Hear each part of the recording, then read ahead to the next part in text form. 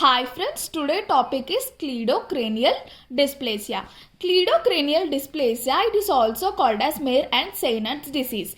Cleidocranial dysplasia, it is an autosomal dominant. In the cleidocranial dysplasia, we can see mutation in the core binding alpha 1 gene or CBFA1.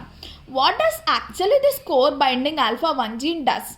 It will differentiate the chondrocytes and osteoblastic formation.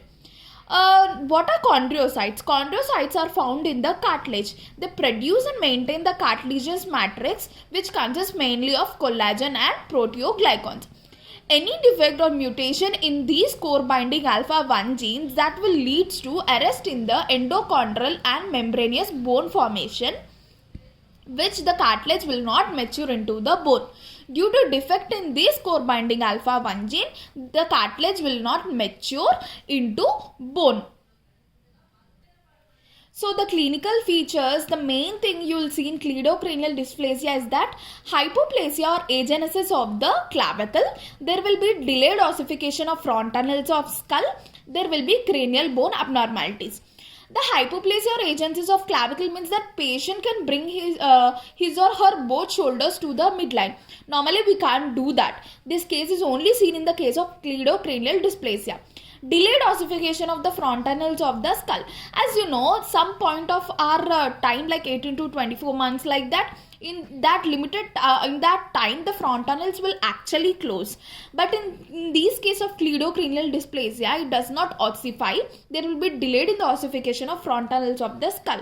There will be cranial bone abnormalities, and there will be frontal bossing.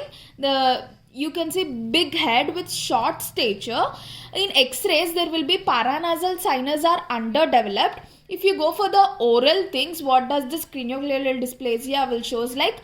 There will be underdeveloped maxilla with high and narrow palate. There will be lack of cellular cementum. Arnold head. There is prominent frontal and parietal bone. This can be seen in case of cleidocranial dysplasia. What is that? Arnold head. So the coming back to the oral manifestations, you can see cleft palate, prolonged retention of the deciduous teeth, delayed eruption of the permanent teeth, partial anodontia and numerous supernumerary teeth can be seen in case of cleidocranial dysplasia. Radiological features in the lateral skull radiograph, you can see there is depressed mid-facial face. As I have told you, right, maxilla, which is underdeveloped maxilla with high and narrow palate.